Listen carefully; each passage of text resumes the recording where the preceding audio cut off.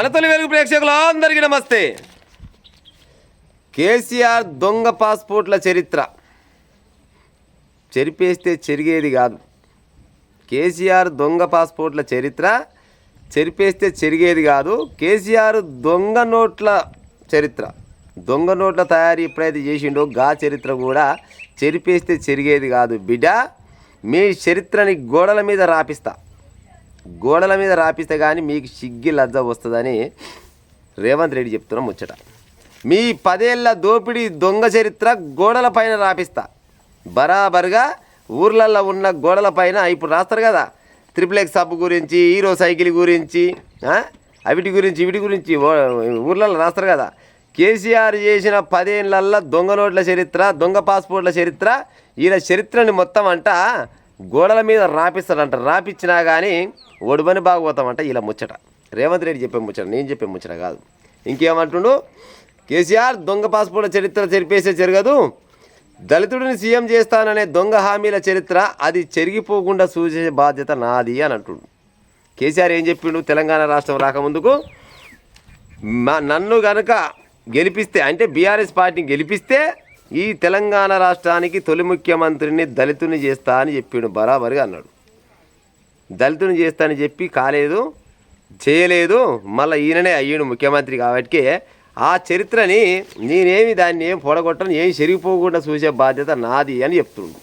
ఇంకేం చెప్తుండే ఈయన, ఫోన్ టాపింగ్ కేసులో నోటీసులు ఇస్తే రాదాంతం చిల్లర పనులు చేస్తే నోటీసులు ఇవ్వక ఏం చేస్తారు అని అడుగుతుండు. ఫోన్ టాపింగ్ చేసిరు కదా, ఫోన్ టాపింగ్లు చేస్తే మరి నోటీసులు ఇవ్వకుంటే ఏం చేస్తారు? చేసేటివన్నీ చిల్లర పనులేనాయే. చిల్లర పని చేస్తే మరి గిసోన్ చేయకుంటే ఏం చేస్తారని కేసీఆర్ అనే ముచ్చట, నేననే ముచ్చట, రేవంత్ రెడ్డి అనే ముచ్చట, నేననే ముచ్చట కాదు. ఇంకా బీఆర్ఎస్ బీజేపీ మధ్యలో చీకటి ఒప్పందాలు. నాకు ఈ ముచ్చట చూస్తే భలే సిగ్గు అనిపిస్తుంది. వల్ల నిజంగా రాజకీయ నాయకులకు సిగ్గు శరం లజ్జ ఏం లేనట్టుంది.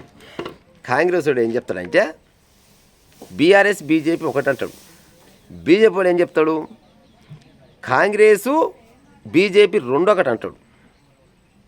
మళ్ళీ బీజేపీ ఆయన ఏమంటాడు కాంగ్రెస్ బీఆర్ఎస్ రెండొకటే అంటాడు. మరి ఏమిటికంటారు, ఏం కథనో ఏం అర్థం కాకుండా ఎవరి పార్టీలు అలాకుండయా అంటే అంతిమంగా వీళ్ళు అందరూ ఒకటే అన్నట్టు లెక్క.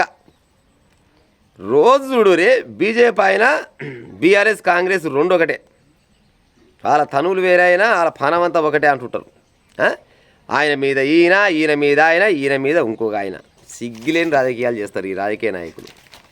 ఇవాళ రేవంత్ రెడ్డి కూడా గదే మాట అంటుండు. బీఆర్ఎస్ బీజేపీ మధ్యలో చీకటి ఒప్పందాలు ఉన్నాయని అంటుండు. అభివృద్ధికి అడుగడుగున అడ్డుపడుతున్నారు బీజేపీ నేతలు, మోదీ పేరుతో ఓట్లు అడుగుతున్నారు. మరి బీజేపీ వాళ్ళకు గది ఒకటే తెలుసు, మరి ఏం చేయమన్నో చెప్పు. నిజంగా కూడా బీజేపీ వాళ్ళు ఓట్లు అడగాలంటే పైన నరేంద్ర మోడీ ఫోటో పెడతారు, నమో మోడీ అంటారు, ఓట్లాడతారు, అంతే. అంతకు మించింది ఇంకేం లేదు. మోడీ లేకుంటే వాళ్ళది ఏమీ లేదు. వాస్తవాన్ని చెప్పాలంటే కూడా ఊర్లలో కూడా ఏమనుకుంటారంటే మోడీ తర్వాతనే ఇంకేదైనా, మోడీ లేకుంటే కథమే వాళ్ళ పని. నిజమే మాట్లాడుకోవాలి, అవధం మాట్లాడుకోవాలి. ఇంకా గల్లీలో పని చేయకపోతే ఢిల్లీకి వెళ్ళి అడగాల. కేసీఆర్ నిర్లక్ష్యానికి ఉమ్మడి రంగారెడ్డి జిల్లా బలైంది. చేవల్య ప్రాణహిత ఎత్తిపోతలను ఆపేసింది ఎవరు?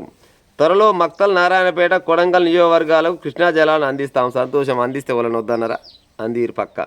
ఇంకా వికారాబాద్, తాండూరు, పరిగి గోదావరి నీళ్లు, పరిగిలో ప్రజాపాలన ప్రగతి బాట సభలో సీఎం రేవంత్ రెడ్డి అనే ముచ్చట. చెప్పురిగా కేసీఆర్దంట ఈ దొంగ పాస్పోర్ట్ల చరిత్ర, దొంగ నోట్ల చరిత్ర. ఇది చెరిపేస్తే చెరగదంట, దాచేస్తే దాగదు. దీన్ని గోడల మీద రాపిస్తారంట. కేసీఆర్ చరిత్రే కాదు, రాజకీయ నాయకులు ఎవడైతే లంగా దొంగ పనులు చేస్తాడో నిజంగా కూడా ఊరూరికి రాపియాలి. రేపన్నాడు రేవంత్ రెడ్డిది కూడా రాపియాలి. రేవంత్ రెడ్డి కూడా ఏమైనా తప్పు చేస్తే ఆల్రెడీ తప్పు మసగా చేసిండో, ఈయనది కూడా బరాబర్గా రాపిస్తే రేపన్నాడు వచ్చే లీడర్ ఓడన్నా వింటే ఇంకో గిది పడుతుంది దానికి. అమ్మర కొడుక గోడల మీద రాస్తారు రాతలు నాయన అని అంటారు. కానీ చేస్తాడంటారా గిట్లా? మొన్న అనలే లాగలో తొండలు ఇరికిస్తాను, ఇరికిచ్చిండా? తొండలు ఇరికేయాలి, ఆయన ఇరకలే, ఏది కాలేదు.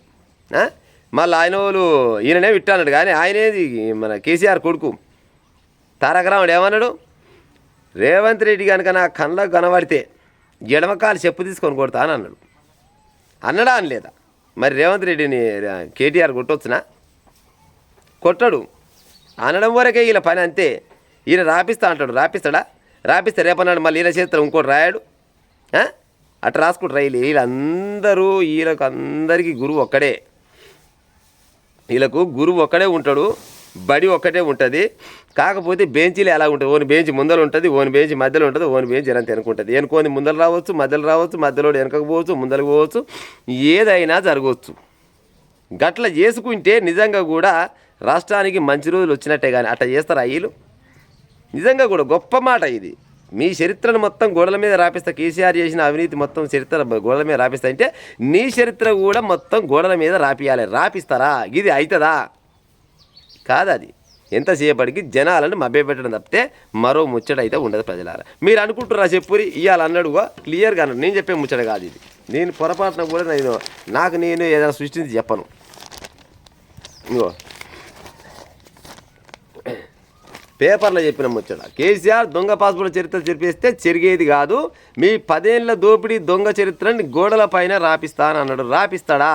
నిజంగా దమ్మున్న మగ పిల్లగాడైతే రాపిచ్చే పని చేయాలి. రాపిస్తే రేపన్నాడు ముందలనాగా లెట్టబోతే వెనకనాగా లెట్టవద్దు అన్నట్టు నువ్వు కూడా ఏమైనా తప్పు చేస్తే నీ పేరు కూడా రేపన్నాడు ఇంకోటి రాపించేటట్టు ఉంటే తెలంగాణ రాష్ట్రంలో ఇటువంటి లంగా దొంగ పని చేయాలంటే రాజకీయ నాయకులకు ఉత్సపడాలి. ఇది మాత్రం నేనైతే అనుకుంటున్నాను. మరి జనాలు మీరేమనుకుంటున్నారో మీ కామెంట్ రూపకంగా రాసే ప్రయత్నం అయితే చేయండి.